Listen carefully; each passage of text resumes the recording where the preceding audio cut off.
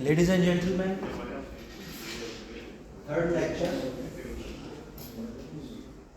Third lecture, as I told you last time, it is about normative theories. And normative theories are morality-based theories. So why we take decisions, how we evaluate certain things are right or wrong. So this is very important part of our class, because I am sure that after this lecture, whenever you will face an ethical dilemma, you will think through the prism of these ethical theories which we are going to cover today, and you will realize the instrumental value of these theories. So normative ethical theories or morality based theories, for individuals, so many times we have to take decisions when we have to decide what is right or wrong. Similarly, businesses, they also have to take decisions based on certain ethical dilemmas. For example, I am a very ethical person, and I am a lawyer with rule of law type of mindset. So I will never invest in a country which is corrupt. But I know that this country is full of corruption, or when we talk about rule of law indexes, it is at a very low place. But still, I have to evaluate the plus and minus of investing in the country. So what are the instruments, techniques and tricks I will utilize to evaluate, do I need to invest or not? Okay. So these types of things we will see. Those of you who have tutorials with Temur, do you have tutorials with Temur? Victoria? Gia? Who is taking your tutorials? Also same? I don't know about Jyoti, but Victoria, he also has PhD in normative theories, and Temur also has PhD in economics with a concentration on normative theory, and I also have PhD in philosophy with a concentration on normative theory. So I just want to tell you that how important this part is, that we dedicated a couple of years of our youth on learning this theory part. Okay, so let's very quickly see. We will try to highlight the role of ethical theory, why we need an ethical perspective when we make decisions. We will look into the internationalization, means sometimes it happens that the geographical context play a very important role. Certain things which are good or bad for Uzbek people, they are not good and bad for my people. Or if you will go to America, you will find so many things which they are doing are not considered as good as the Uzbek society consider, and vice versa. So internationalization or geographical context, your history, culture, the evolution of the society play an important part in construction of your moral self. And we will see the traditional theories. Most of the time we follow one of these traditional theories. For example, religiosity. Religion play a very important role in our life, while in other part of the world no one cares about the religion, but still they are moral. So for getting married, you have to follow a religious ceremony, and you have to legalize, and then you are considered that you are in ethically acceptable social relationship. But if you go in certain part of the world where are people considered as very liberal, progressive and democratic, they are living in terms of family, and they are loyal to each other without following these procedures, legal procedure or religious procedures. So how they made their mindset and satisfied themselves. We will see some of these traditional theories, and then we will look into some of the contemporary ethical theories. Contemporary ethical theories or modernization or modernist 18th century philosophers, what they say about the business and the ethics itself. So ladies and gentlemen, two types of theories. First of all, what are the ethical theories? Ethical theories are rules and principles that determine right and wrong for a given situation. So for a given situation, what is the situation? I am going on the road in my car, and I find that there is an accident and someone is about to die. So there are two types of people. One type of people, they will stop and they will try to help, and other type of people, they will say that it is not my job to stop and help them. Someone will call to the police or ambulance and they will come and they will take care of. So when we see this type of situation, we decide on the spot what is right and wrong for us. It is about this. Normative ethical theories are those theories that propose to prescribe the morally correct way of acting. In the case of accident, what is morally correct way of acting? The morally correct way of acting is to stop and help them. Yes. On the other side, there are descriptive ethical theories which seeks to describe how ethics decisions are actually made in business. For example, in case of accident, my business is to focus on my business. Why I should see that someone's company is going into loss? If someone's company is going into loss, it is not my responsibility. Okay. So two types of ethical theories: normative and descriptive. Normatives which look into the morality, and descriptive which usually don't look into the morality. Ladies and gentlemen, this concept, if you understand this concept, lecture will be very easy. This concept, and let me make it very simple for you. There are two extremes. One extreme is ethical absolutism and ethical relativism. So what is ethical absolutism? Ethical absolutism says that right and wrong, good and bad, it is pre-decided. So let's take the example of religion. Religion has categorically said that this is right or this is wrong, this is halal, this is haram. Yes? Or in the society, society says that it is right that females should respect their husbands. Yes? And if someone is not accepting this kind of absolutism which is proposed by the society, everyone will judge. Yes? So ethical absolutism says that without looking into the moral dimension of a situation, most of the things are decided into good or bad, right or wrong. Okay? And ethical relativism says, in very simple words, that everyone decide what is right or wrong for him. So no one should tell anyone that it is right or wrong. Everyone has a right to decide what is right or wrong for me. Okay? So ethical absolutism, once again, everything is decided, everything is codified, everything is written. And ethical relativism means everyone can decide based on the situation, based on the context, based on the choice. Okay? So here you can see it is more orthodoxy, and here you have more liberty. Okay? So this is the extreme from the orthodox side. If you go on that side, you will be considered as traditionalist, religious person, or you can say that too much. I am just thinking about politically correct word in order not to offend someone. Okay, so at that type of spectrum, you are considered as more traditionalist. On this part, you will consider as more evolutionist. Okay, so ladies and gentlemen, three short stories to explain you the theory. The first story is of baby Teresa. Baby Teresa was born in 1992, and before she was born, the mother of the baby Teresa, she knew that the baby will be suffering with encephalopathy.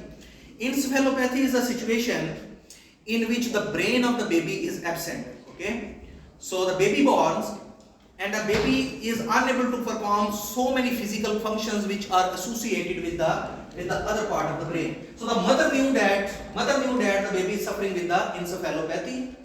Doctor gave them an option to abort the baby, but ladies and gentlemen, mother and the father decided that we will give birth to the baby, and also not only will give birth to the baby, we will donate the organs of the baby to the other people, to the other kids. Okay, so they are deciding this before the baby Teresa borns. Baby Teresa borns, and she does not born by a natural delivery. She was born through a cesarean section. So very important point. They are consciously bringing this life into the existence, and they are also suffering because of mother did cesarean section to bring this baby into the life. Now the court said that you cannot kill the baby, whereas the parents were so much motivated to donate the organs of the baby Teresa to the other children. And what happened? After 9 days, baby Teresa passed away. Now the question is that if you are a judge and have to make a decision, which side you will stand? You will stand with the parents or you will stand with the law? Parents say that we are bringing this baby into life with this motivation that we will cultivate the organs and donate it to the other babies, whereas law says that you cannot do this because still this person is a human, this person is a personality, and you cannot simply harvest the organs of someone. Ladies and gentlemen, very quick response and then I will move on. What you will do? What you will do?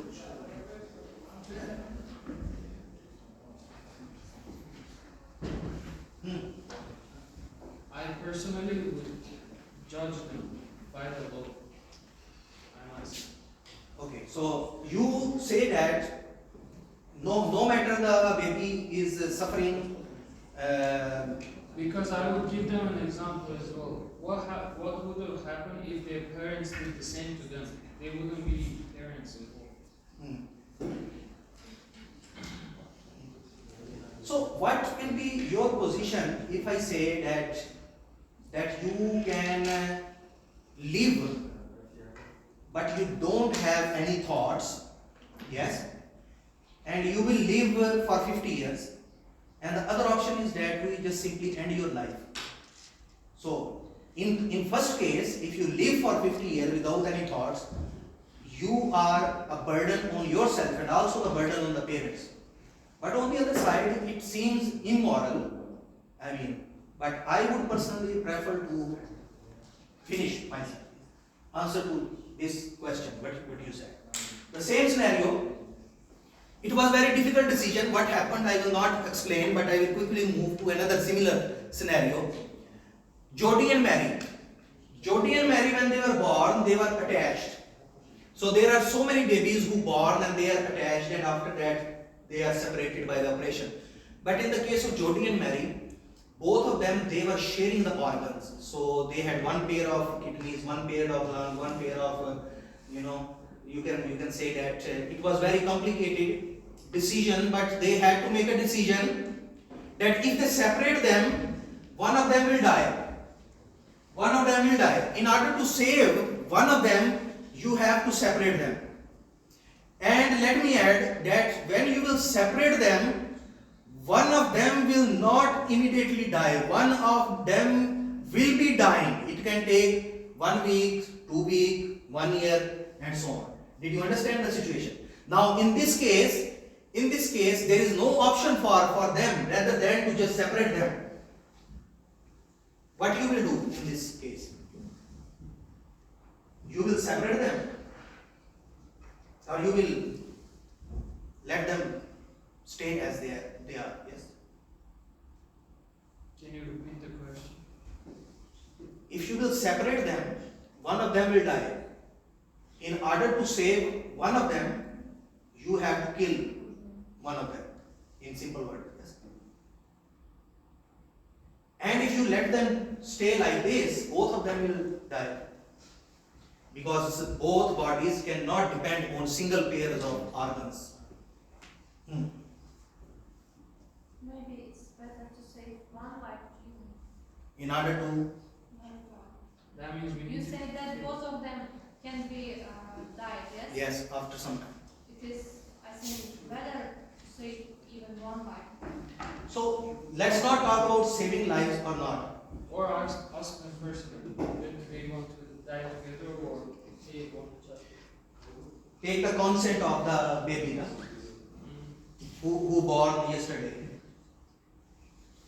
So by the age they will be able to give consent, they will be no more, because we have to separate them to make them alive. And in this case, when we have to save one child on the cost of other, it is the same scenario as of baby Teresa. Yes, I think you have to give the organs of one baby to another baby in order to save the other baby. Yes. And final case, and then I will connect it to the theory. And this case is very interesting from a moral perspective. Mary and the baby Tracy. So a little bit background, more than this what is written. Baby Tracy, even though she was 12 years old, but she was acting as 3-month-old child. Okay, so her biological age was 12 years, but her mental age was 3 months. Okay, and in addition to this, she was getting food through a pipe, and of course she was unable to move. And summarize everything, she was in too much pain. So what happens? Baby Teresa's father, he is a farmer. One day mother was away from the house, and tractor has a pipe which has exhaust for the air. Yes. So what did the father do? Father inserted this pipe into the mouth of Tracy and suffocated her to death. Okay. So even interesting thing is going to happen. When the mother comes, baby is died. Mother comes and she looks at the baby. Instead of saying something to the father, she says that, "Thank you very much. I myself could not have courage to do the same thing which you have done." So she said that I also wanted to do something like this, but I did not have courage to do this to the daughter, to release her pain. Thanks to me. Of course, the father was arrested, and if you read the case, the arguments of the governmental sides are more related to you cannot discriminate, they are invalid people, they are people with different disabilities, and you cannot say that if he is in pain, I have a right to kill. Yes, these types of arguments. But on the other side, mother and father was very much satisfied, and mother and father, both of them were saying that, okay, invalid people or whatever discrimination, but we were the people who were staying with her for 24 hours, and we knew that how much our daughter is in pain. So it is not about murdering her, it is about releasing her or easing her pain, ladies and gentlemen. Now these three theories, I am going to connect to the moral theory. If you care more about the results, that result should be good. In case of baby Teresa, if baby Teresa's one body can save 5-6 other bodies, we should do this. This is called as consequentialist approach, consequentialism, consequences. If you think that the consequences are high of doing something wrong and you do this, it means that you are a consequentialist, you are following consequentialism, and if you think that no matter what are the results, you should do the right thing, no matter what are the results, then you are deontological person or you are following deontology. Means you focus on the duties, you don't care about the results, you care about the action. Okay. So in case of baby Teresa, again in the baby Teresa, the action is not to kill the human, no matter you are saving the lives of the person. Yes, your action should be to save the life of the individual. It means you are deontological person. And virtue ethics, which focus on the character, means sometime during the ethical dilemmas, we make certain decisions which are motivated by our wisdom, which are motivated by our ego, which are motivated by our atmosphere or circumstances.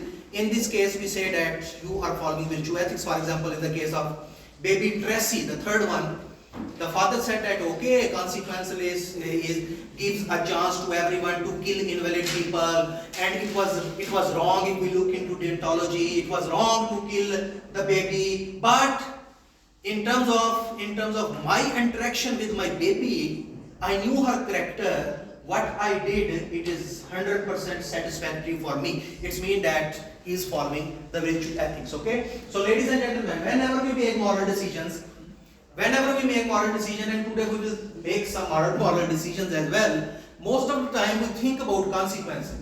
We say that if I get admission in MDIS, which is $5,000, I will pay $5,000. But in the same amount of money, I can study in Turkey, Poland, Estonia, yes, Malaysia, and where else you can study in $5,000. So many options are available. Yes. Australia $5,000. Yes. Okay. But on the other side, you say, why I should pay $5,000 to go away when I can get the same degree here, and I will stay with my family, I will stay with my mother and father, and you calculate the magnitude, the satisfaction for yourself and for your parents. It means you are doing a consequentialist approach. Yes. And if you say that no matter what are the consequences, I will do sabr, I will go away from my family, but I will get an Australian degree in same amount of money, which is of course a good decision, then you are a deontology person. Yes. Yes. And if you say that no, if I will go out of Uzbekistan, I will become modern, I will start drinking, I will start partying, yes, I should stay here, it means you are a virtue ethics person. Yes, I think you understood all of them. If you think about the future consequences, you think that the benefits are more than your action, which apparently seem wrong, then you are thinking about consequentialism. If you think that no matter the results are good or bad, you should do this because it is right thing to do, then you are following deontology. And if your character or wisdom or intellect on the situation force you to make certain decisions, then you are following virtue ethics. Ladies and gentlemen, this is the summary of the full lecture. Now let's see one by one. Normative ethical theories.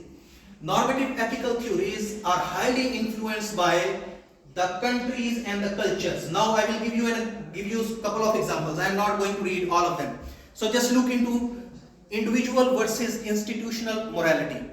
So in USA, people usually think about their personal benefits. When you are working in a company, you don't care about the benefits of the company. You don't care company is going into profit or company is going into the minus. You just care that my salary should be on time. I should have an SMS on 30th of every month that salary has come to your account. Okay, so this is it's mean that they are more which type of personalities? Deontological personalities. Yes, they don't care about the consequences. And in Europe we know that European Union, European cohesion, society, culture, blah blah blah, they are more towards the results. So they think about the morality which is beneficial for the long run for the community. So you can say that they are more towards institutional morality, means European people are more consequentialist. Okay, so let's take one more example, then I will move on. Questioning versus accepting capitalism. In USA, people blame the system. People say that it is because of the system. In Europe, people don't tend to blame to the system, but they want to find a justification of each of the action. That this happened, why it happened. We selected the people, we brought them into the European Parliament, why they are not doing this. Okay, so you can say that their morality is very much contextualized, or I think this example will make it more clear. Asian perspective is more influenced by the religion. So many moral decisions we make because we are religious people or we belong to a certain context. Okay, what can be a very non-sensitive example? I am just afraid to say something which can be very rude to some of you, but for the sake of example, it is the part of the culture that females should stay at home and the people should go out and do business or whatever they want. Yes, so same here in Uzbekistan, same here in my part of the world, in Pakistan also. Yes, so if you will ask people in Uzbekistan, they will say that because it is the responsibility of the person, it is the responsibility of the man to provide the food for the family. And if you will ask from a Pakistani boy, he will also say the same. And the reason is that both of them, they are very traditional person. Both of them, they have same, you can say that religious or historical or cultural value system, yes, which they project into their opinion about certain things. Yes. So I think you understood that our consequentialism, our deontology, our virtue ethics is very much motivated by our religion, culture, geography, and so on. Okay. So, ladies and gentlemen, Western theories, very simple understanding is, in West people follow consequentialist ethics or non-consequentialist ethics. Non-consequentialist ethics include deontology and virtue ethics. To make it very simple, you take an action based on the outcome. If you take your action based on the outcome, you are a consequentialist person. If you take the action based on the moral principle, I will not eat pork meat because it is haram. I will not eat, I am not eating. Based on the principle, it means that I am not non-consequentialist person. Okay? I think I made the point clear. And I will invest in a corrupt country. I will invest in the corrupt country because I don't care about the corruption. I care about the profit. And the money which I will make, I can give this money back to the society, which will be contribution from my side towards the society. It means I am a consequentialist person. Okay? Did you understand? Now I will move on. For this purpose, I will just read. So, ethical egoism, ladies and gentlemen, ego is inside you. Ethical egoism means, very simple words, when a person decide based on his inner instincts. So you take a decision based on the short term or long term benefits. Okay? For example, I should attend the class. If I will not attend the class, I will fail. So your inner self tell you that you should attend the class, otherwise you will fail. It means that you are following ethical egoism. Okay? Utilitarianism is consequentialism, which means that you take care of the result. I will get good marks if I will attend the class. Okay? So this is consequentialist approach. Ethics of duty. I don't care about pass or fail. I just care about my duty, and my duty is to attend the class. Yes? I don't care I will pass or I will fail. I just care that it is my duty to attend the class. This is about ethics of duty. And rights and justice is that no matter what the consequences are, no matter what duty is saying, society has a responsibility to provide me my rights and justice. For example, right to live, right to food, right to shelter. No matter where you are, no matter what consequences are, no matter utilitarianism, no matter they have food or not, they should provide you your right and justice. Yes, these are four main normative theories which can be divided into consequentialism, deontology, and virtue ethics. Okay, so very quickly, who are the leading contributor? Thomas Hobbes. If you remember, the last lecture we discussed about social contract theory. Do you remember? Social contract theory, first theory. Koi social contract? What a stupid question. You should say like this, yes, Raju. Yes. Are you mad? Yes. First theory was social contract theory. So what social contract theory says? Social contract theory says that in the state of nature, people were fighting among each other, and then they decided to make peace.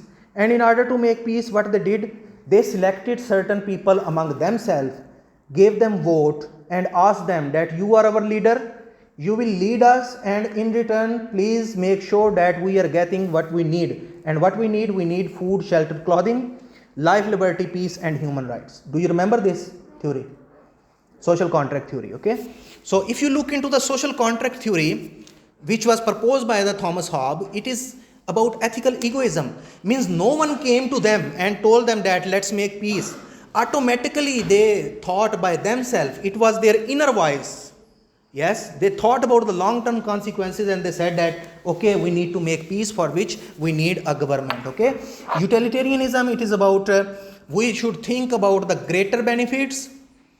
You can throw a bomb on a hospital in which a terrorist is getting treatment and kill other people also, because if you will not kill this terrorist, he will, after the treatment, he will kill so many people. Okay, so in this scenario, in this type of approach, we can say that it is utilitarian approach.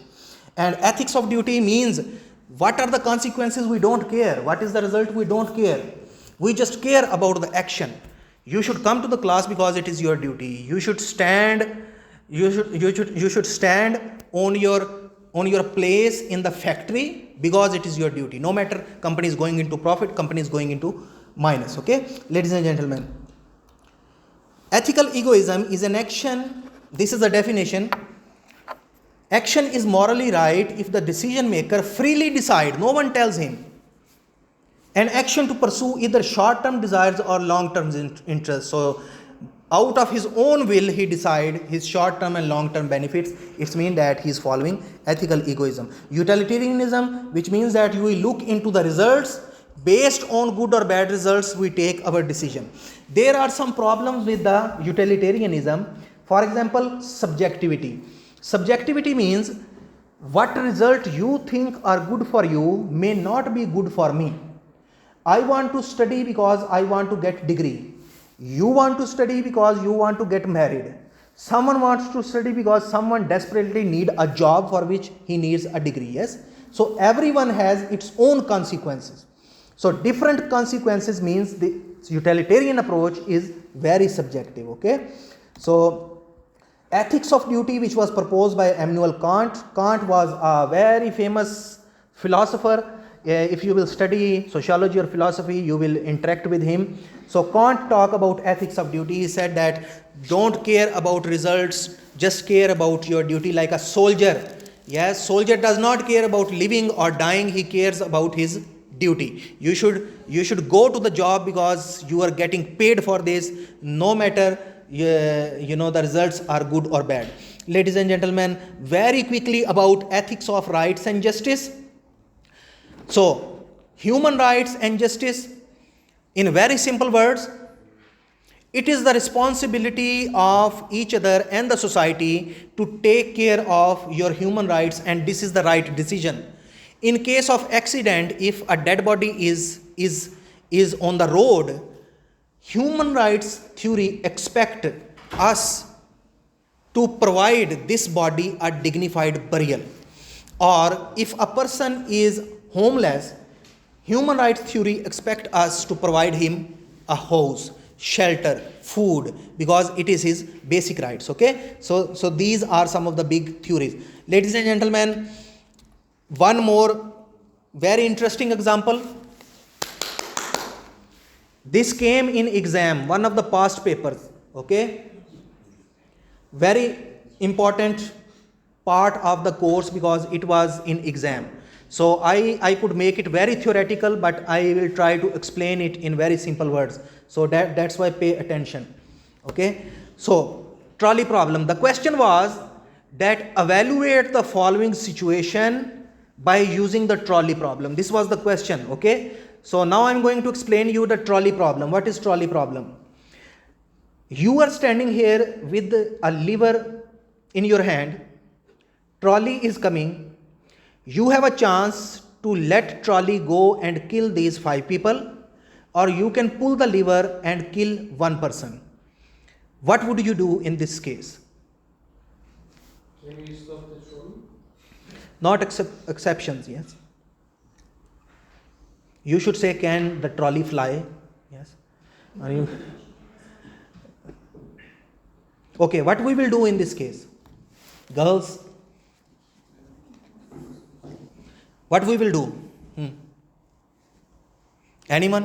Do we have the background of these people who are? One person. So, his question is very close to consequentialism, that if we know that who these people are, definitely it is going to tell us the magnitude of damage. So, if we know that the background of the people, one of them is, very famous scientist. One of them is Gubernator. One of them is Professor Ammar Younas. So of course we should let him die. Yes. So if the people are of high value, and this person is Putin or Hitler, so of course he will let this person die. Yes. But on the other side, now I am making an argument that no matter who these people are, this single person is his babushka or dedushka. Of course, he is going to save the babushka, dedushka. No matter, these people are Nobel Prize winner or future, how to say, like they are the revolutionaries or how beneficial they are going to be for the society. The level of motivation, sentimental value for this person is so high that he is going to risk the future peace of the world. Did you understand the point? Okay. So let's make a twist into this story, that if you don't pull the lever, because if you pull the lever, then you are taking an action. Okay. And if you don't do anything, then you will be guilty. Then you will remember this incident and you will say that I had a chance to save 5 people, but I didn't do this. So what is another option available? So you can bring this person and you can, instead of lever, now you have an option to push this person. So this person will fall in front of train and train will stop. Okay. So what we will do in this scenario? Would we let these 5 people die, or we push this person so that the train would stop? Yes. So ladies and gentlemen, in this case he would have a guilt of killing 1 person, but the happiness of saving 5% in the magnitude will satisfy his inner self. So he will say, okay, I killed 1 person, but I saved 5 people. Yes. And he can even think that I didn't kill this person, I actually saved the person. Like baby Tracy's father said that I didn't kill the daughter, I actually saved her from the pain. This sort of mindset. Okay. So what do you think? How we will evaluate these two situations? Or which one of these you think that is cruel from the side of the individual? If he pulls the lever and kill 1 person deliberately, or he push 1 person and this person stop the train. Both of these scenarios, do you think that they have any difference?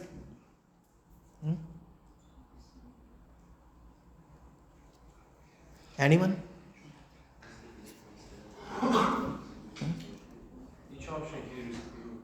Each option here is true. Each option is. You are killing 5 people, you are killing more people. It doesn't matter, you are killing someone. You have the guilt. Anyway. So now he is talking about ethics of duty. Yes.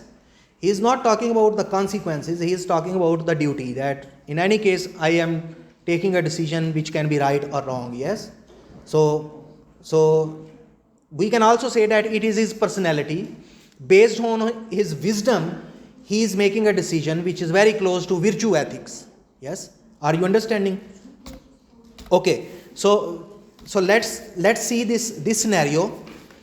You are a doctor and a person comes after an accident and you know that this person is going to die. And there are 5 other people, girls. By the 3rd week, you should understand the character of 1 person. Yes. What I like, what I don't like. Yes. I don't care about your attendance, but certain things are happening at a very serious level. Okay.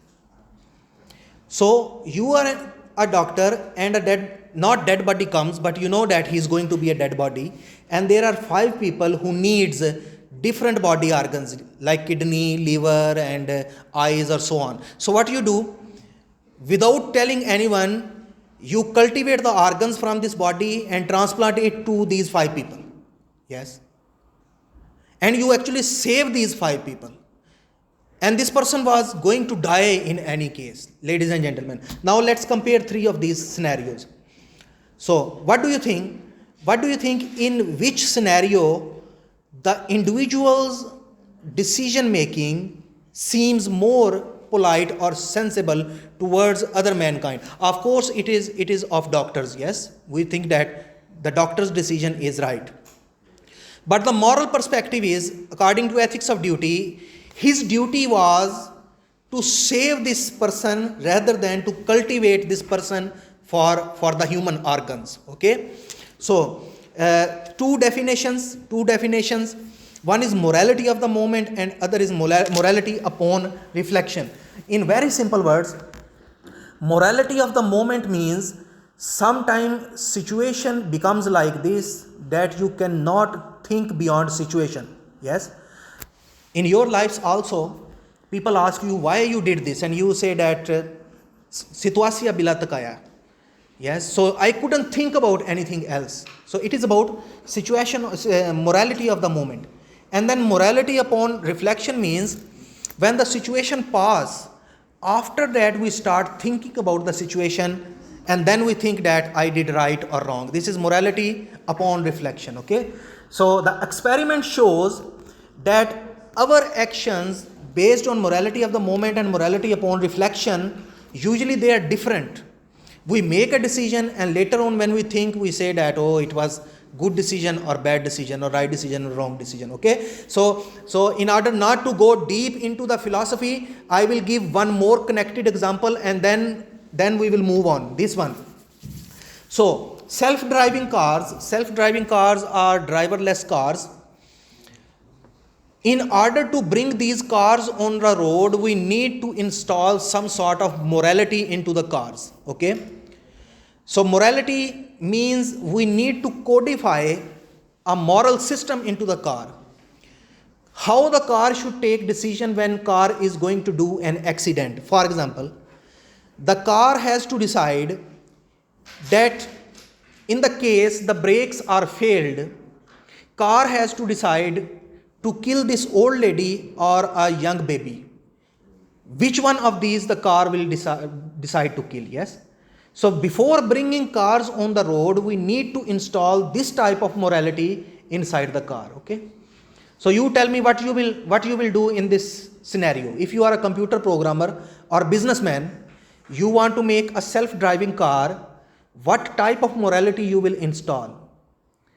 According to you, you are installing a program into the car. So you will kill this old lady or you will kill a small child.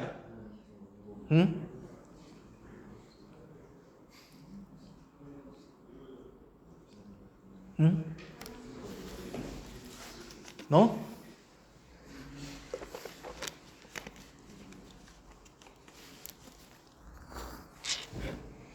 Anyone brave enough to make an opinion about the situation?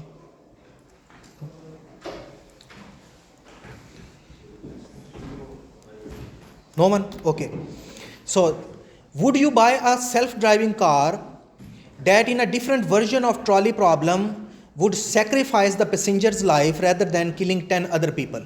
Means you are inside the car and a situation like trolley problem comes, that car has to kill you because you are inside the car or kill 10 other people. Would you buy this type of car? Yes. Who said yes?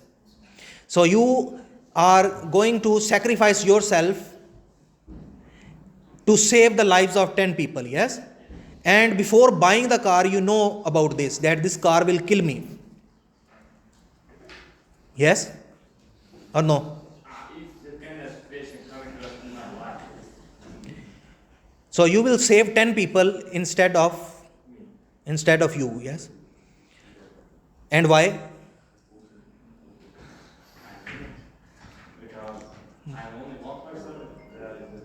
So you think that 10% in any case they are more than one. In terms of magnitude, they are bigger than you, and he is motivated at a very high level of morality where he is willing to sacrifice himself in order to save 10 people. Yes? Which type of theory he is following? Consequentialism, yes? Because he is going for a greater benefit, utilitarian approach. He is going for a greater benefit in order to save 10 people, he is even willing to sacrifice himself. Now, ladies and gentlemen, trolley problem, bring it to the business. Sometimes it happened that in your company or in your personal life, you have to take decisions like trolley problem. For example, do you want to hire one person who will take $10,000 salary? In order to give him $10,000 salary, you need to fire 5 people who are taking $2,000. Yes. So you will fire 5 people to hire one person, or you will keep 5 people in order to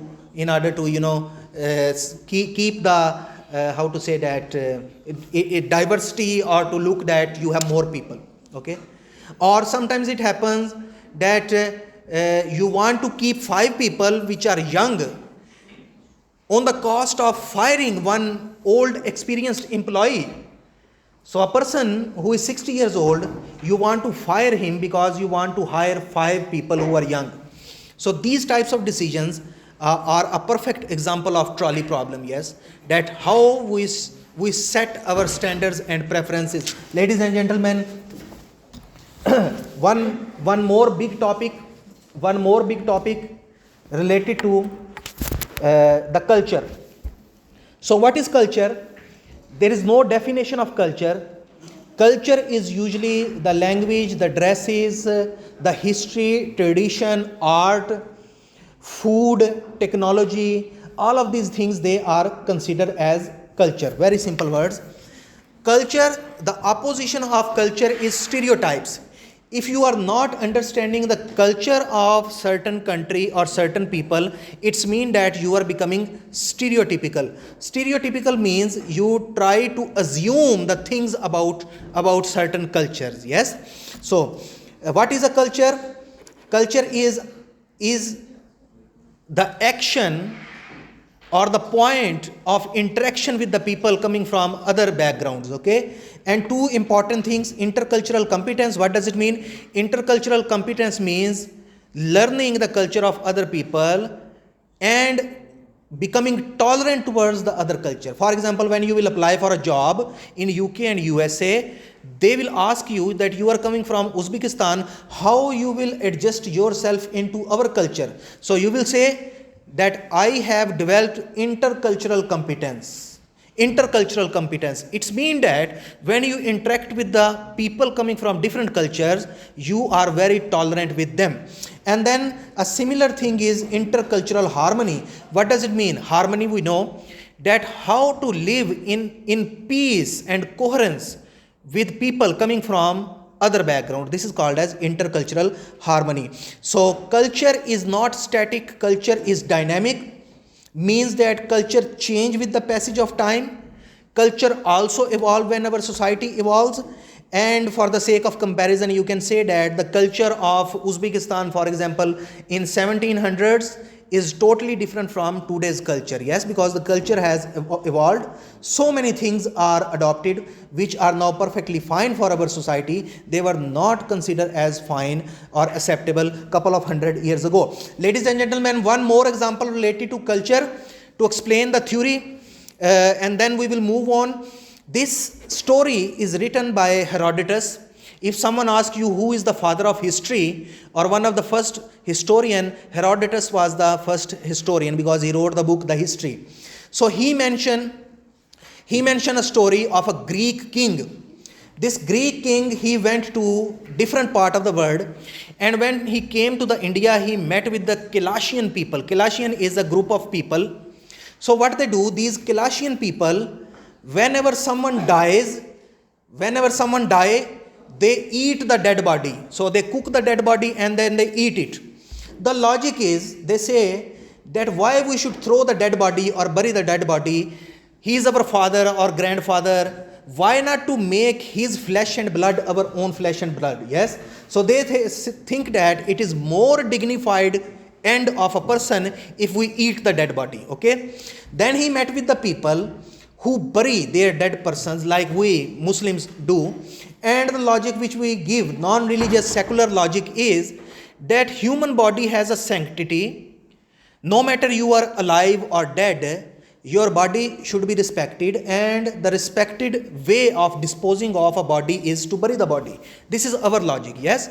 And then there is a group of people which are called as Parsi people. So what the Parsi people do? Parsi people put the dead body on a very tall place or on a mountain where the animals or the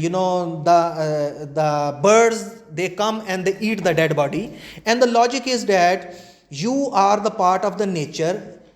By becoming the feed of the animal, you go back to the nature. And then we know about the Hinduism, that they burn the dead body, and the reason is very close to the Parsi people, that your body is composed of different natural elements, and by burning, these natural elements go back to the nature. Ladies and gentlemen, now the story is that the king Daenerys, he is not from the Game of Thrones, his name was Daenerys. So he says to the Kelashian people that I will give you $1 billion, let's say, and you should burn the dead body. And they say that no matter how much money you are offering, we cannot think of burning, because for us it is something very strange, yes. So we will prefer to eat the dead body rather than to burn, yes. So similarly in other cultures, for example, if we say to the Muslim people that you should burn or you should put the dead body, it is considered as something unimaginable, yes. So from here they developed the argument which is called as cultural relativism, theory of cultural relativism. Ladies and gentlemen, very interesting theory. So theory of cultural relativism says different cultures have different moral codes. So your culture have your moral code, our culture have our moral code. There is no objective standard that can be used to judge one social code is better than other. We cannot say that if you are burying your dead one, or if you are putting them on the mountain, or if you are eating them, you are doing wrong, or our culture is superior because we are burying or we are eating or we are burning. No. And the moral code of our society has no special status. It is merely one among many. Yes.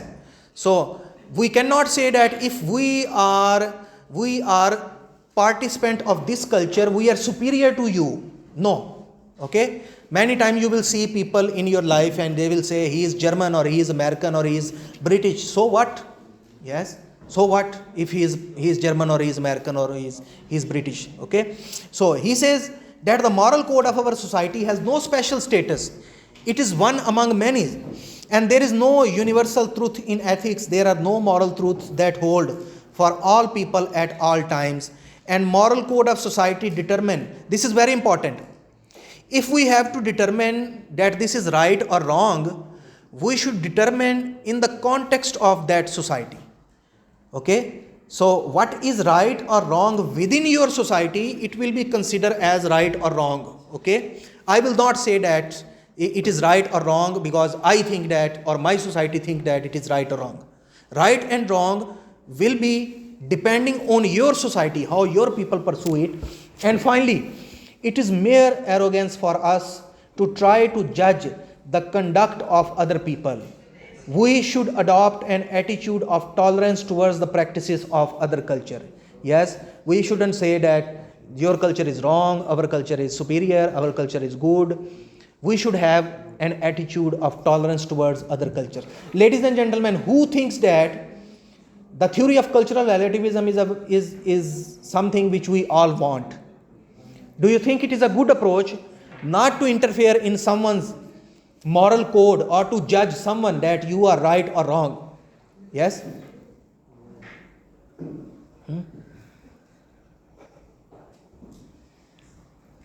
Anyone?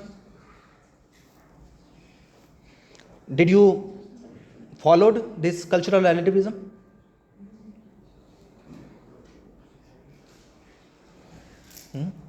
No? No? Then okay, no problem. Looking into this picture, I know that most of the people would think that this is a wrong approach, that the people who are sitting should give place for this pregnant lady. Yes? Now, according to the cultural relativism, and those of you who have traveled, I studied in Europe and I've been to almost all the European countries, and country to country it varies. In certain countries, people don't give place. In certain countries, people give place to the females, to the elder, to the pregnant ladies. Okay. So, according to the cultural relativism, we should not judge a certain culture by saying that you are doing right or wrong.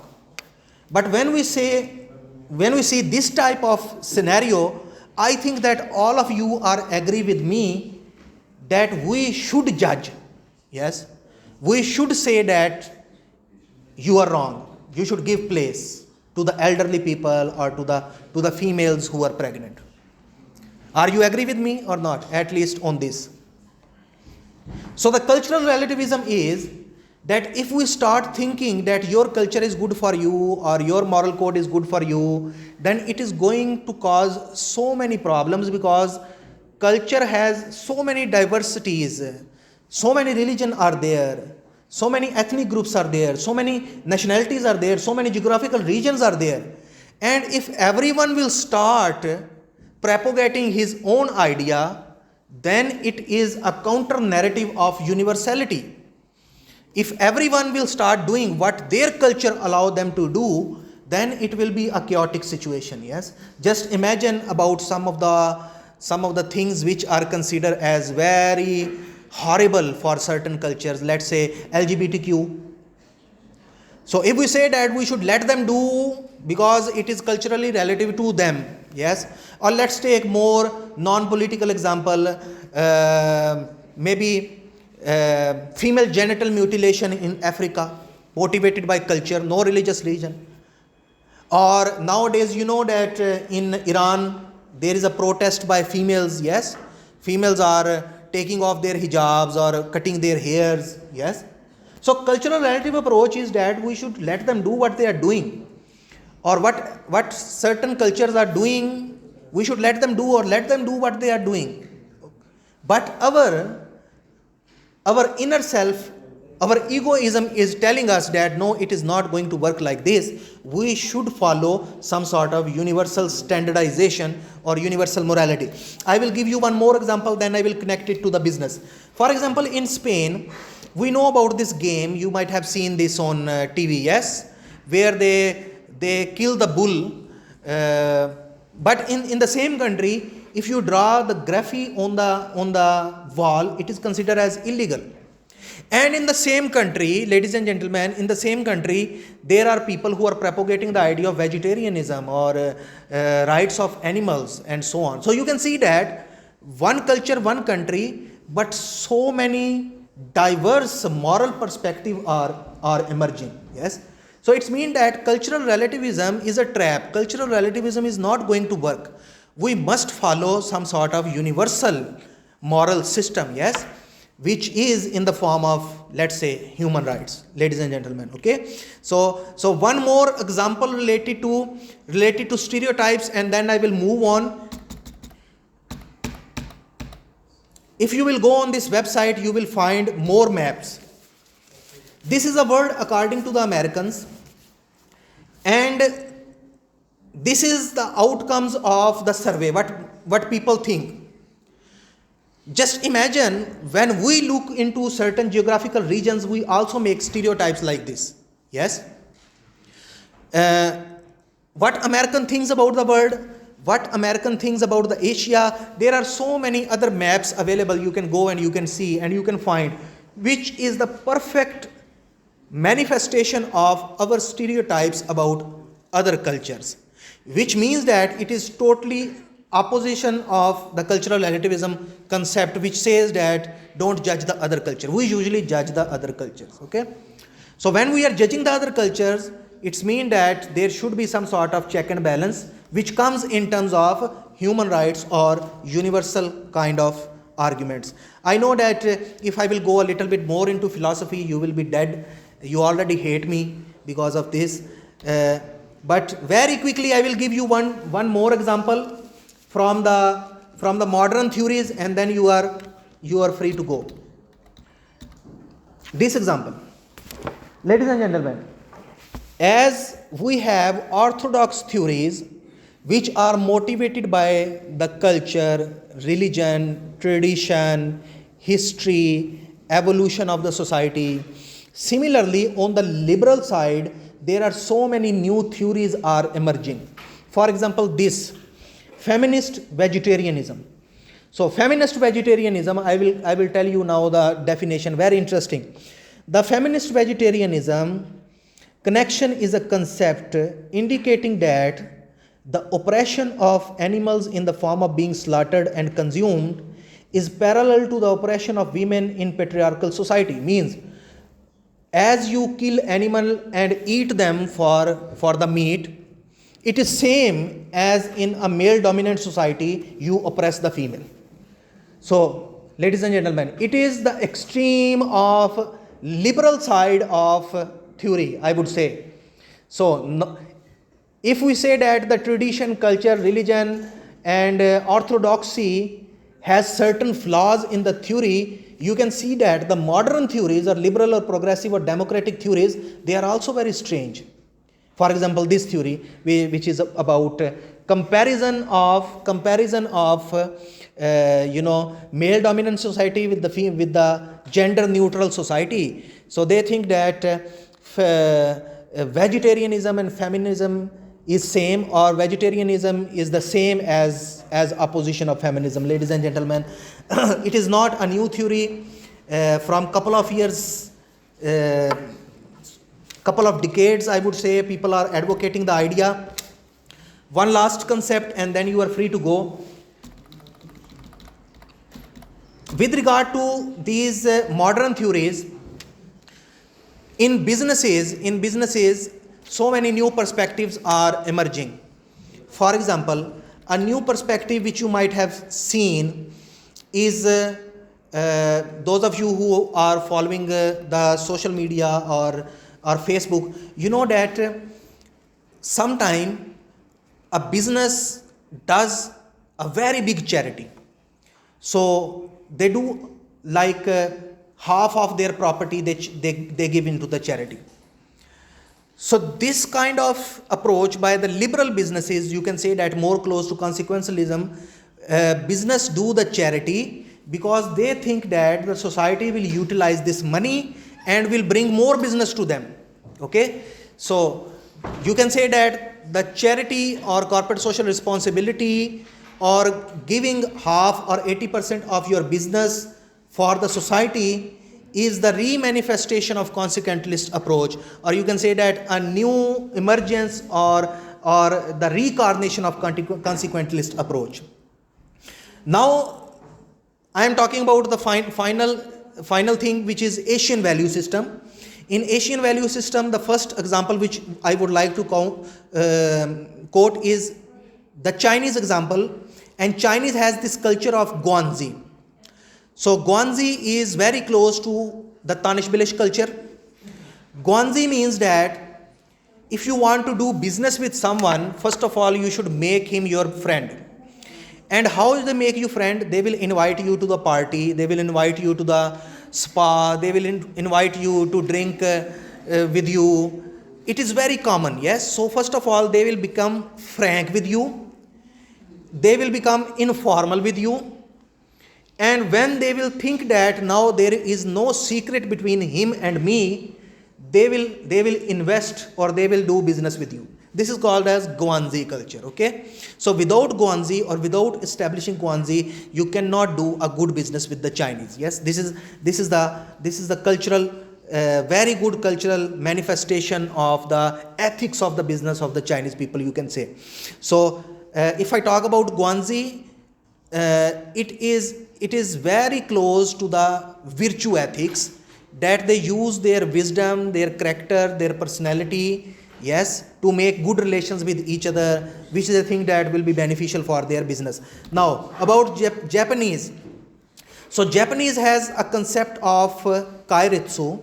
Kairitsu says that don't compete with each other. There is no need to do competition. Instead of doing competition, support each other's business. For example, these car manufacturing companies, Honda, Toyota or Mitsubishi, all of these companies, they are manufacturing cars, all of them, they are Japanese. They don't compete with each other. Instead of competing with each other, they believe in the corporation. They say that instead of competition, we should support each other business, and this is called as kairitsu, highly motivated, highly embedded into the Japanese culture. And to which ethical theory it is close? I think that it is more close to the consequentialism, because they think that competition will bring them harms and cooperation will bring them more benefits. Okay, but the motivation is coming from the culture. Ladies and gentlemen, finally, South Korea or the Koreans, they follow the concept which is called as chi-ball. Chi-ball is the concept which says that if you have your family member who is capable enough to work in your company, hire him rather than to hire someone from the outside. So if you are the president of the company, you have a son, you have a daughter, you have a son-in-law, daughter-in-law, brother, uncle, auntie, bring them into your company, hire them, because they will be better employee of your company rather than to hire someone from the outside. Highly culturally motivated phenomena. So you will see LG or Samsung on and off, you will see so many cases emerging.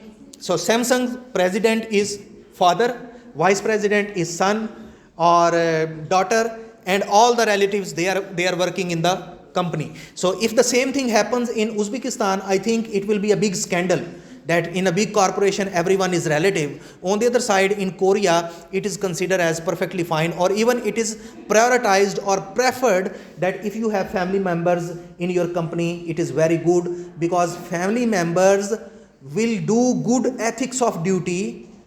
They will do their work with more concentration rather than to hire someone from the outside. Ladies and gentlemen, I know you want to kill me, but just 2-3 points and then you are free to go. So minia toje ni interest na. Okay, so don't think that I am enjoying a lot if there is no interaction. If you are doing discussion, then I am also learning something, and it is interesting for me. Otherwise also I am just doing my ethics of duty. Okay, so I am not contributing to the development of Abrazwania ve Uzbekistan neda. I am also doing my duty. So interesting will be when there will be interaction from your side. Otherwise both of us are passing the time. Two very important point, then you are free to go. So ladies and gentlemen, when an ethical dilemma comes, you have two options. The first option is look the dilemma through the lens of ethical theory, consequentialism, deontology, egoism, yes, or ethics of duty or virtue ethics, and concentrate all of these theories into the problem. Okay, this is one thing.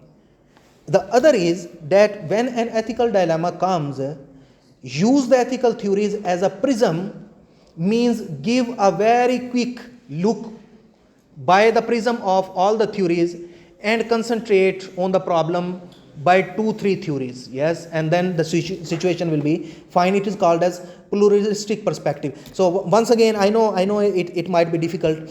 So look at the problem, look at the ethical dilemma through the lens of ethical theory, concentrate on the problem by using all the theories, and by using all the theories, final product will be ethically acceptable result for you. Or just look into the ethical dilemma by using 2, 3, 4 theories, whichever comes in your mind. It will bring a prism of the solutions. Just concentrate on 1 or 2 solutions. It will be perfectly fine. Okay. So these are 2 pluralistic perspectives. One last point, then you are free to go. Ladies and gentlemen, this is a game called as Second Life. You know about Avatar. Did you see the movie Avatar? Who didn't see the movie Avatar? Everyone saw. Then why you don't say yes or no? Khatiabar, you should support me by saying yes or no. Or the best thing is sometimes you should just look and say like this, yes, Kakbuta. It gives motivation to the professor. So second life is that you can choose an avatar in the game. So in this life you are a student, in the other life you can be a doctor or engineer or whatever you are, okay? And you can start living your second life with the help of your avatar.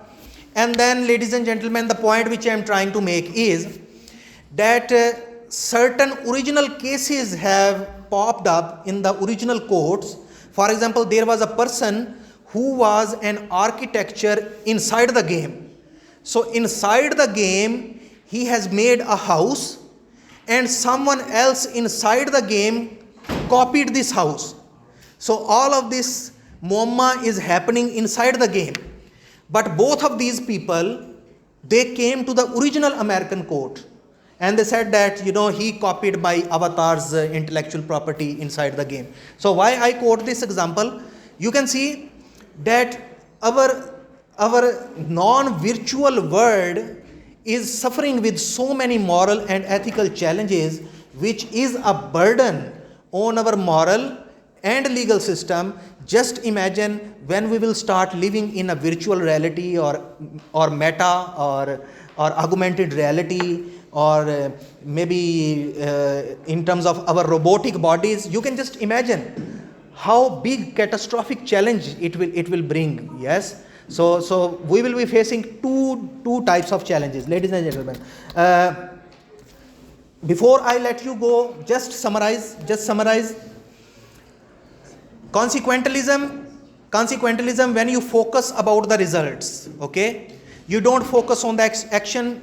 Consequentialism, when you focus on the action, you say that action should be right or wrong. It is deontology, okay. And when you focus on the character or the situation, then you are following virtue ethics. These three main categories of ethical theories. And then we said that there is ethical absolutism, which means everything is written right or wrong, good or bad. And then there is ethical relativism, means the people can decide according to the circumstances, culture, traditions, what is right and wrong for them. Okay, so this is the summary of the lecture. Now you are free to go. Yeah.